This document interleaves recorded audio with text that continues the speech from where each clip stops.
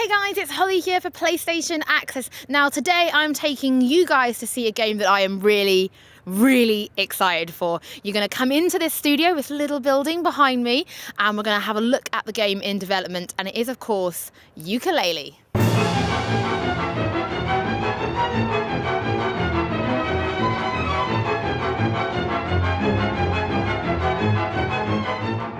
Right, so you guys are tasked with bringing back the open world platformer. How does that feel as a studio? It feels exciting, it feels terrifying, but it's what we've really been gagging to do for so long. Yeah. So there's been a big release of energy, and it feels like this is what we should be doing. So it actually feels really natural. So when we saw a bit of a demo earlier on, we started at Shipwreck Creek, which is Yooka-Laylee's home.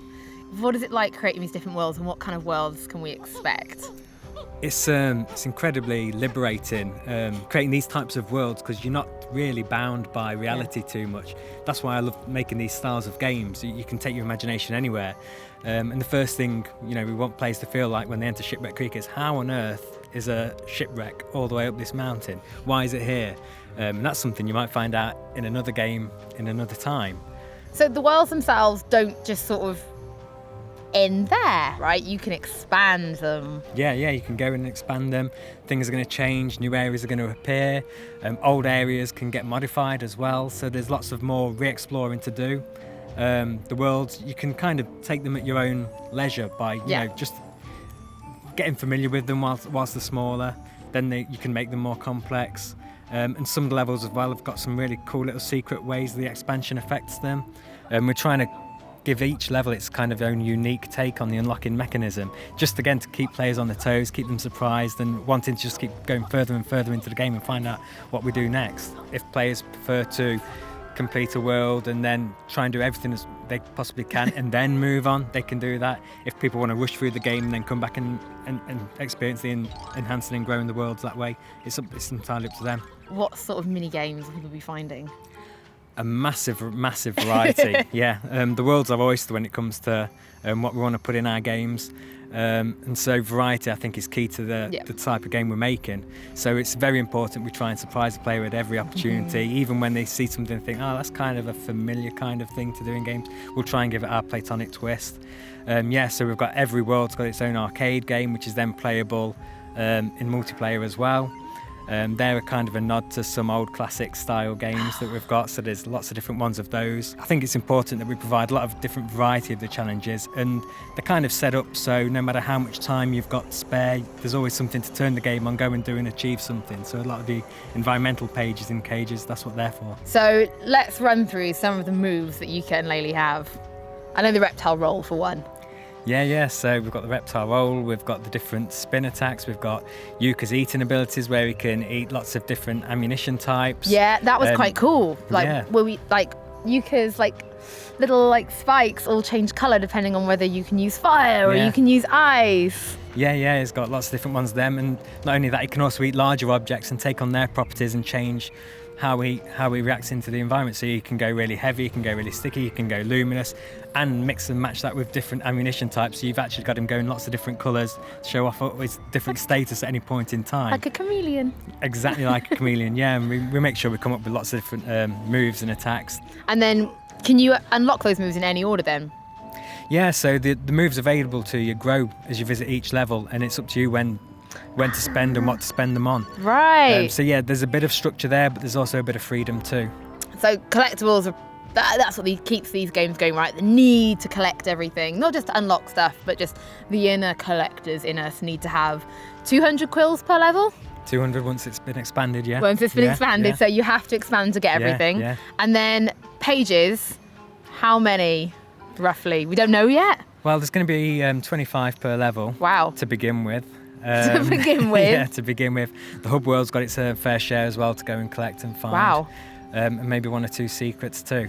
The collectibles, they really help drive the exploration and reward the player for going, seeking out every nook and cranny in the level. And there's lots of NPCs as well who, they're quite capitalist. They always seem to want to get paid as well if they're going to do something in return for you. What other collectibles are there? So I think we can extend Yooka's sort of energy bar. You can extend his energy bar, which relies on the butterfly system. We've got his energy meter as well, which extends. You've got the transformation tokens for Dr. Puzz. We've got Retro 64 and his arcade tokens.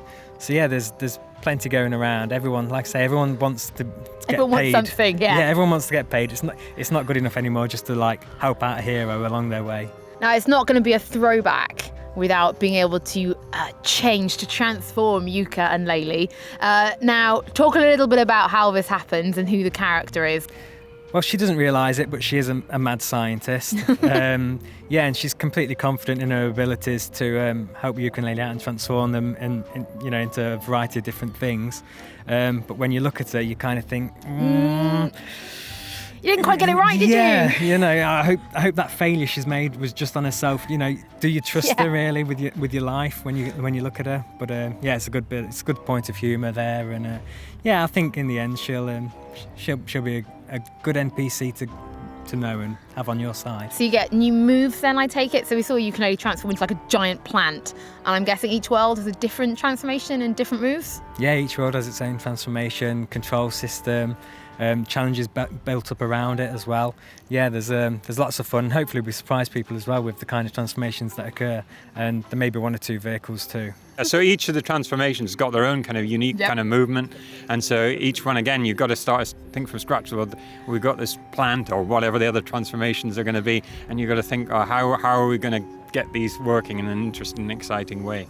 So a lot of that is, first of all, getting some motion working, right? So you press the button and it feels responsive, that you're holding down the button, that you can jump higher, and the longer you hold down the button. So we make sure that it feels right first, and then we make sure it looks right. So we started off developing, we worked with a cubes first to do the movement. Yeah. And made sure that felt right, jumped right, moved right, slowed down, sped up right. Just this little cube. Just this little box, yeah, that's right. So we worked with that, and then once that was running right, then we started to add in the animations. And so that's where I work with Steve, and he'll come up with some crazy idea of, what's going to make it really interesting visually for the player to see when the bat and chameleon get together and they want to jump. How should they work together to make this move happen?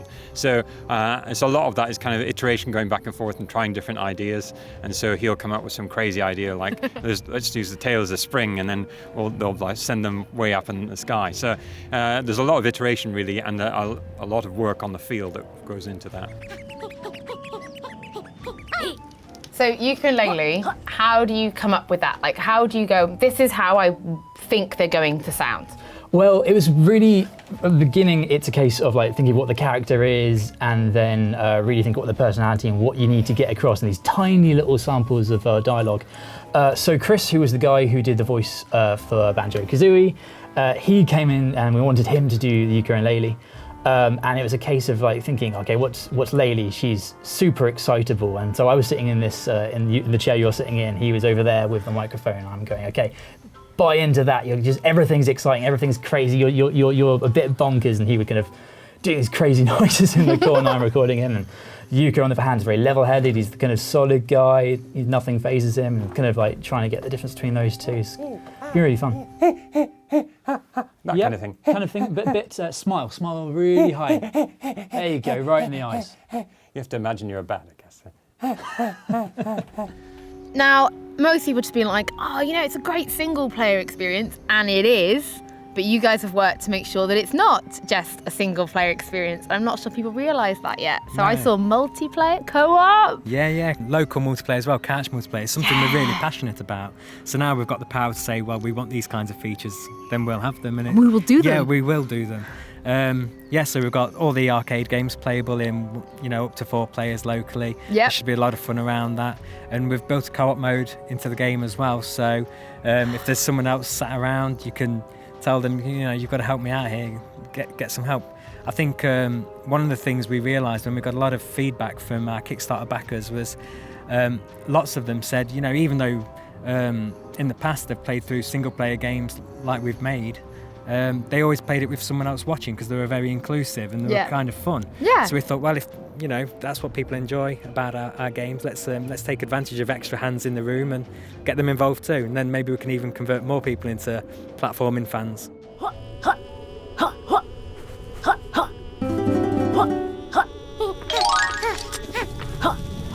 Thank you guys guys so much for watching. I hope that you guys are now as excited about Yooka-Laylee as I am, and that you're getting hit with nostalgia from like every direction. Now, of course, if you guys want to see more from Yooka-Laylee or just more from the world of PlayStation, don't forget to like, comment and subscribe, and let us know in the comments below if you're as excited as I am.